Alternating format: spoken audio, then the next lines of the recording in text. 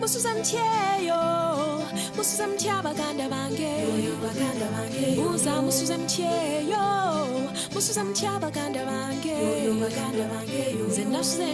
tropical African country is set at the equator, but has snow on top of its highest mountain, the Rwenzori. Uganda boasts of temperate climate and picturesque highlands. It also harbors the world's second largest freshwater lake, the Victoria, which is also the source of the world's second longest river, the Nile. These attractions, as well as its ancient famous interlacustrine kingdoms, have been an exploration destination since legends like Ibn Battuta, John Huntington Speke, and Henry Morton Stanley started the flood. Britain's famous wartime Prime Minister, Sir Winston Churchill, once proclaimed it as the Pearl of Africa in his book, My African Journey. The gateway into the country is Entebbe town. When one is coming in from the skies to land at Entebbe Airport, one is given a teaser of what to expect of this beautiful country.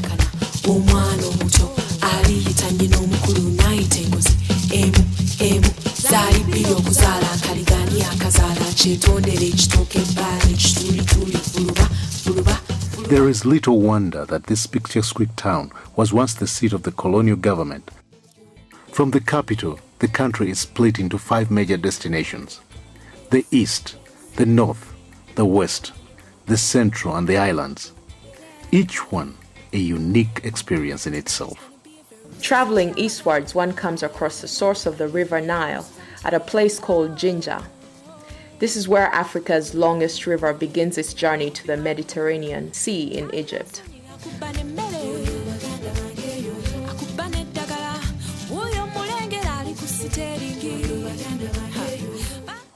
There are boat rides on the Nile, taking in the beautiful landscapes on the banks of the river.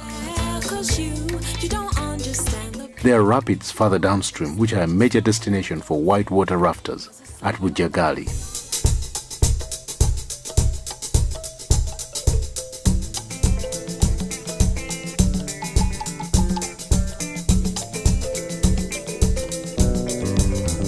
At the municipal town of Tororo, one sees the Tororo Rock, an irregular outgrowth from the earth, which is a symbol of Uganda's strange relief features on the eastern axis. However, the Tororo Rock is quickly dwarfed by the Elgon Mountains as one goes further east. The Elgon Mountains, complete with wild animals, are a popular destination for nature lovers. The Bamasaba people who live on the mountains add a colorful backdrop to the scenic beauty found there. They grow bananas as a staple food and eat bamboo shoots in a vegetable delicacy known as kamalewa. They also grow one of the world's best coffee brands, known as Arabica coffee. This type of coffee is only found in a few places in the world, which include the Elgon Mountains and the highlands of Ethiopia. Tourists with an interest in coffee production visit this area for further knowledge and research on how coffee makes its way from the earth to the consumer's cup.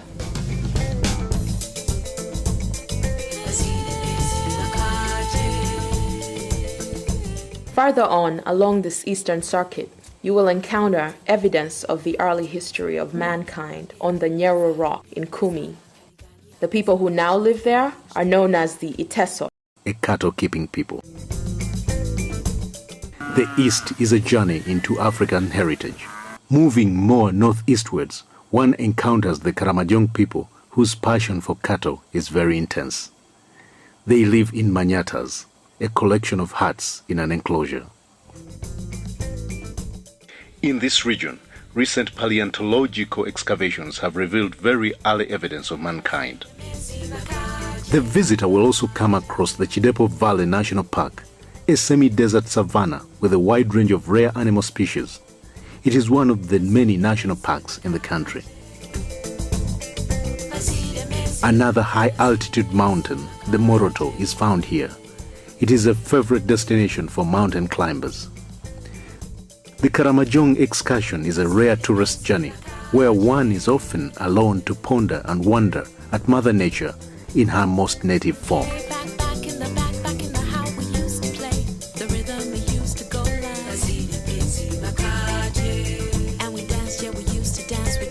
The western part of Uganda is one beautiful wonderland. There are golden grasslands. They are grazed by the graceful Ankole cattle. Green tea estates in temperate climates.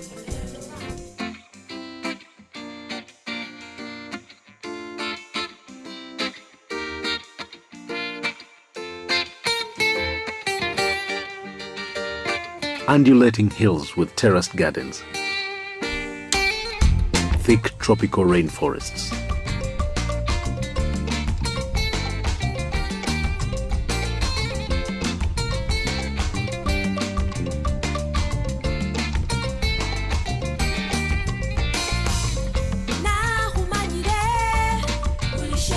And a snow-peaked mountain, the Rwenzori.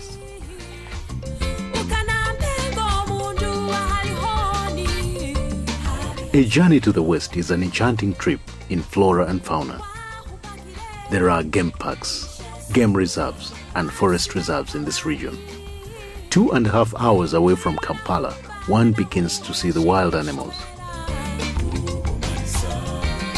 Lake Mburo National Park is home to the zebra, that beautiful horse-like animal, so tasty to the lion. There are also numerous antelopes and bucks.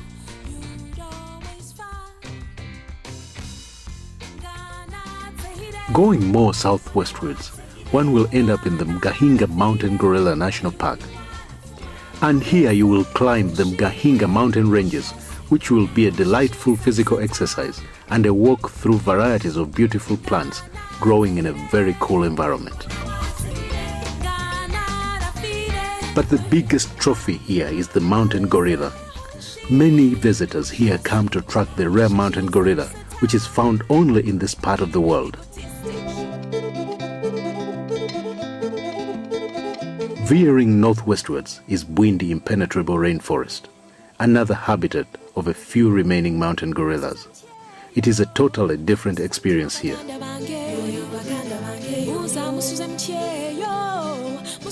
President of Uganda, Yoweri Museveni, led a visual expedition of the CNN into this area to showcase the world's few remaining mountain gorillas, among other things. This placed the world's attention on the Bwindi impenetrable rainforest and exposed another side of Uganda to the rest of the world. Gorilla trackers have called this a very unforgettable experience.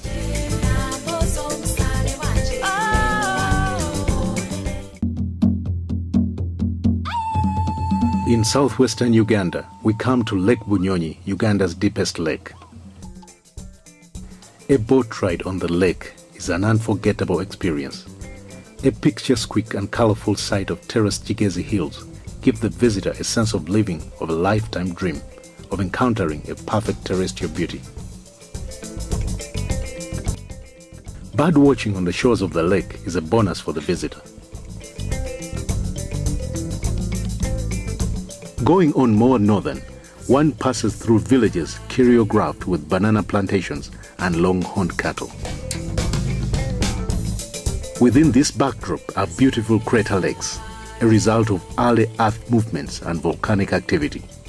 One can take a boat ride or sit by the banks of one of these lakes, which will bring forth an immediate sublime feeling.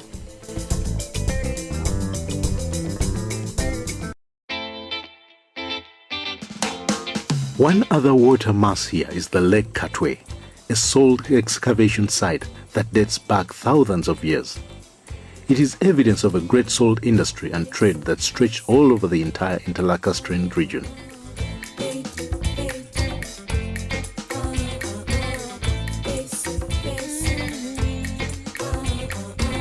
Further downfield, one comes across Lake George and Lake Edward, two azure large peaceful waters separated by the Kazinga Channel.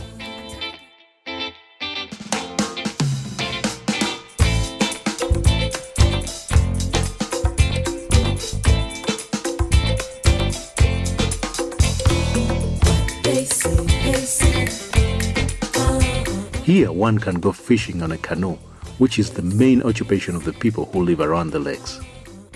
It is at the edge of these waters that one enters Uganda's second biggest national park, the Queen Elizabeth National Park. Once inside the park, the huge array of animal species will parade before you in their natural casts, some stopping to stare at the intruder with curiosity.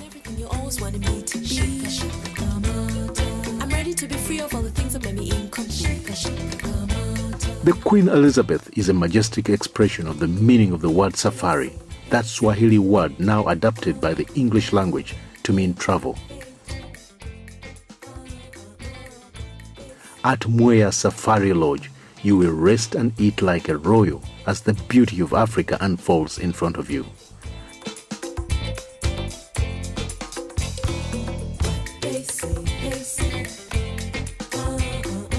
Going on more and westward, you'll cross the equator once again and face the Rwenzori mountain ranges. When the early explorers were told of a mountain with snow at the top, they put it down to native nonsense, but history has absolved them.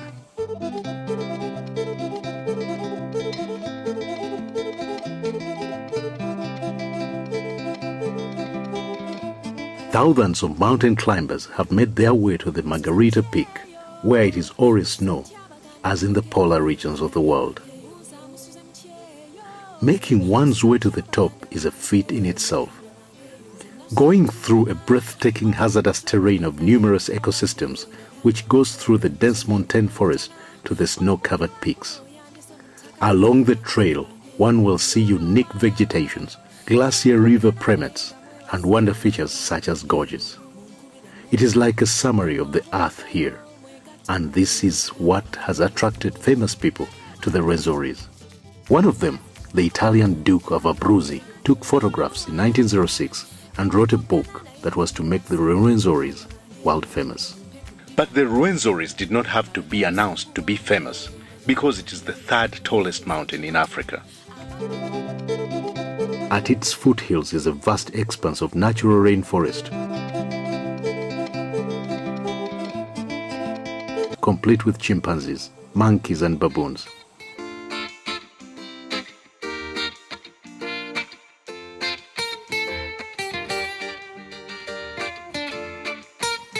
There are also many varieties of birds.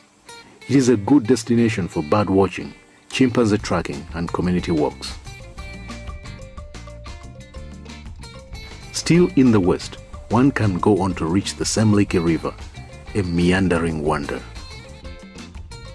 And then there are the Sempire Hot Springs, a 2-acre of bubbling steam from underneath the earth.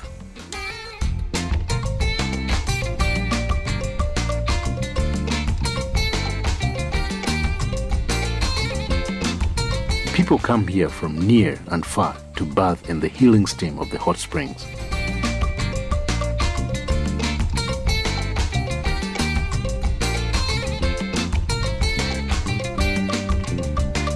Seven miles from here live the Batwa, a 3-foot-tall people whose habitat is the dense tropical forest. They are a subject of great interest to anthropologists, conservationists, and human rights organizations, because their pre-industrial way of life is being besieged by modernity. The West is also the mother of Uganda's kingdom culture. One time these kingdoms were one large empire known as Kitara, which split into 5 kingdoms of modern Uganda. Bunyoro, Buganda, Busoga, Toro, and Ankole. The earlier 4 are active, while the last one is in abeyance. It was at the courts of these monarchs that the politicking that was to make modern Uganda took place. Here, people like Speke, Stanley, Lugard met the Kabaka of Buganda to persuade him to accept the overlordship of the British Empire, while Emini Pasha and Sir Samuel Baker tried unsuccessfully to wrest power from the Omukama of Nyoro. There are important monuments left in their wake to remind of the history of that time. 2 particularly dominant figures of the time, Mutesa and Kabalega, are found in all history books written about Uganda in the 19th century. The former for inviting the white man into the country and the latter for fighting him. Their tombs are now important tourist attractions and destinations in Uganda. Kabalega is interned at Mparo, while Kasubi Tombs, where Mutesa was buried, is listed among the UNESCO's World Heritage Sites. Uganda's heritage does not only lie in architectural relics and regalia of former monarchs, it is to be found in nature as well. In the heart of Uganda's central region at Mubende Hill, one finds a tree of vintage presence that is linked to an influential priestess known as Nakaima, who is presumed to have lived around the 16th century. The tree itself dates back to earlier times. It is believed to be the oldest tree in Uganda. This tree still serves as a spiritual shrine to the famed priestess and is much visited by both local and foreign tourists. A great many natural sites have been preserved, like the Nakaima tree, such as the rocks which serve as a spiritual destination for many believers. There are many such interesting rock formations throughout the country, with the mysterious caves to accompany them.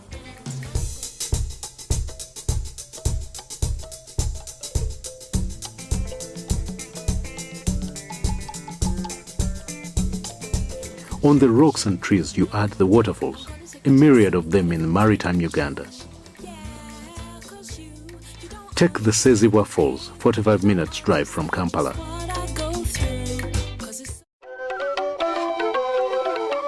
Then there's the Sipi Falls in the eastern part of the country, famous for its attractiveness in addition to ancient myths about it. It is endowed with temperate weather that gives the traveler a good feeling while resting in the green gardens overlooking the falls.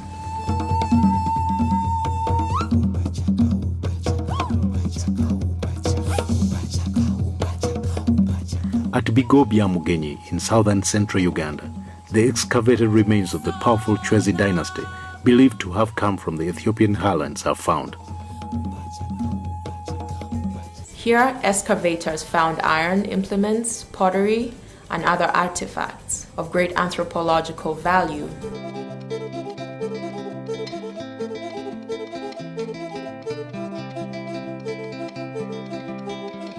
The recent history is also marked by the impact of Arabs and Europeans. These visitors, who first traded in slaves, guns, and trinkets, left more of an enduring mark on the land and the people of East Africa. They also brought with them different religions. The Arabs brought Islam as a new way of worship.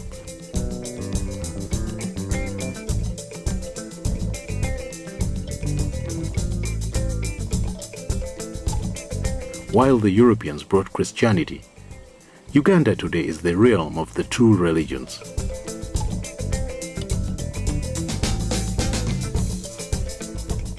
At Namugongo, there are Muslim, Protestant, and Catholic shrines to commemorate the famous Uganda martyrs. These people were martyred by Mwanga, a Buganda monarch, who was against the foreign influence on his subjects as brought along by the new religions. He ordered them to denounce their faith at the pain of death.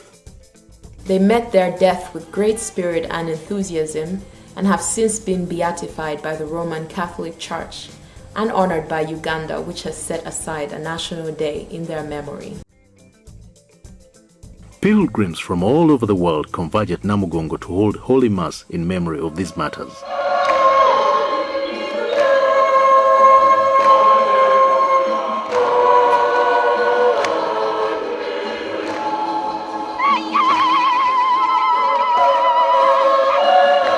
A martyr's trail has been established tracing their journey to Namugongo, where they met their death. It brings glimpses of spiritual Uganda to the travelers.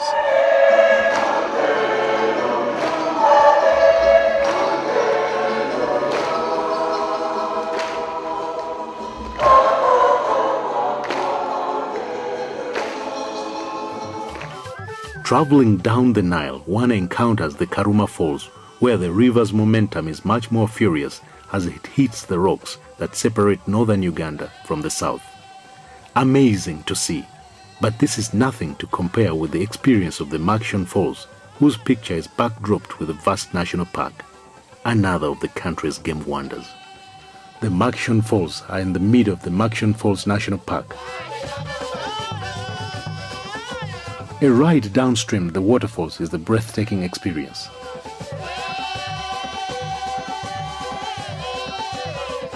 A real parade of the crocodiles, elephants, buffaloes along the banks of the river, welcoming the visitor to their habitat with a lot of curiosity.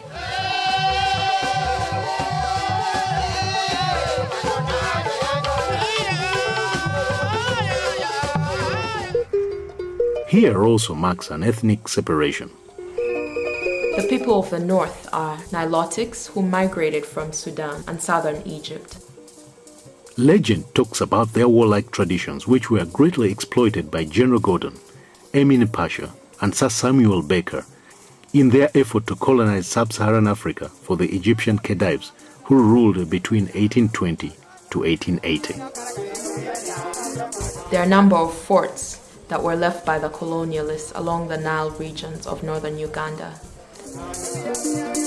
Major towns in this region comprise Lida, Nebi, Gulu, Arua, Adjumani, and Koboko, which are set amongst the Lango, Alul, Acholi, Madi, and Kakwa groups. From these, Uganda has had 3 heads of state.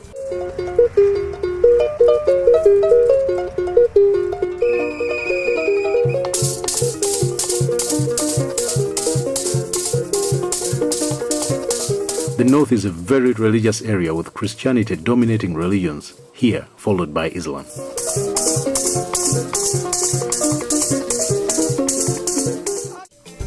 On the Victoria are the beautiful Sese Archipelago, islands where nature has been kept, for the most part, in its original state. The tropical forests, the golden velds, and the fishing folk on the vast Lake Victoria have kept the original picture of Africa intact. This place offers an enticing retreat from the concrete bustle of modern cities.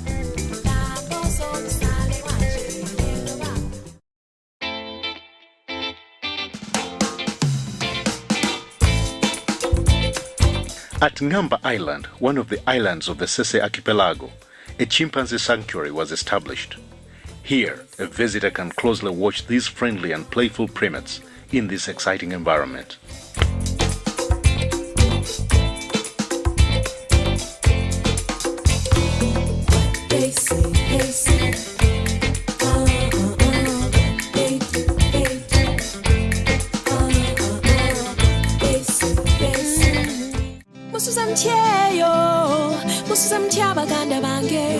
The roundabout upcountry trip would inevitably bring you back to Kampala, a 113-year-old city, which started with Lugard's fort. It later on engulfed the other hills surrounding the fort.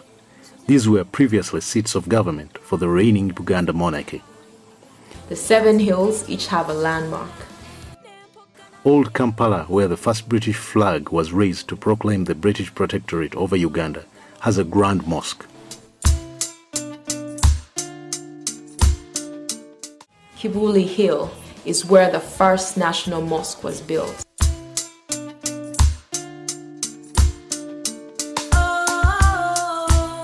Namirembe Hill is where you'll find the seat of the Anglican Church in Uganda. Rubaga Hill, which was the Kabaka's palace at the visit of Lugard, now holds a Roman Catholic cathedral.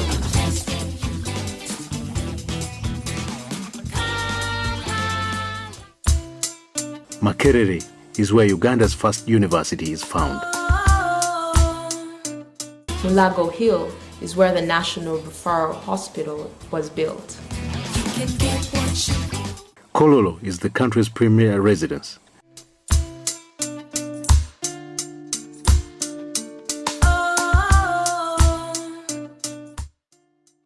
And while Nakasero is where the State House is and most of the government offices.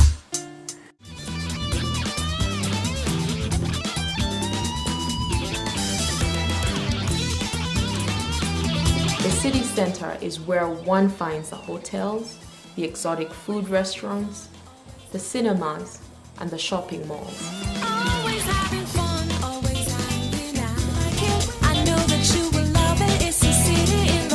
The National Theatre, an important cultural point, is located right in the center of Kampala, next to the Parliament of Uganda.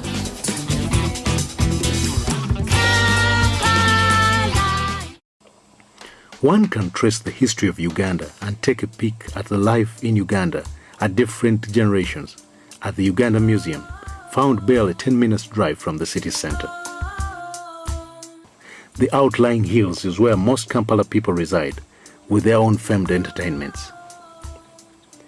And when it is night time, Kampala opens up.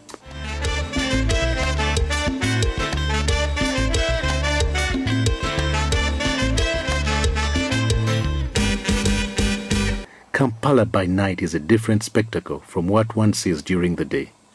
That is when all the different backgrounds fuse into the fun that is commonly Ugandan.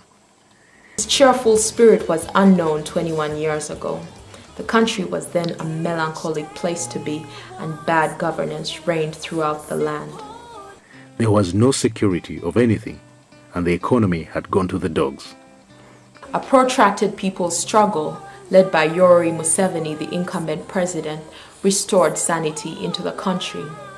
Today, every 5 years, a new government and legislature is voted into power by an electoral process.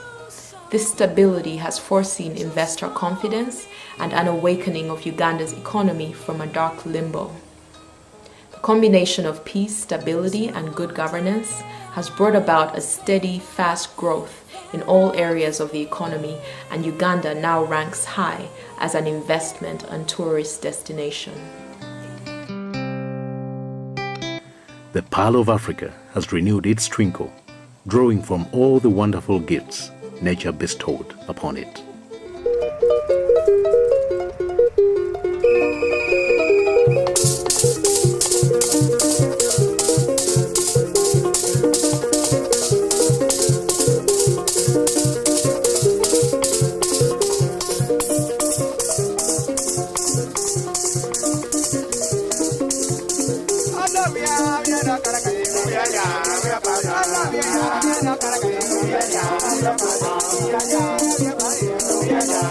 Yeah.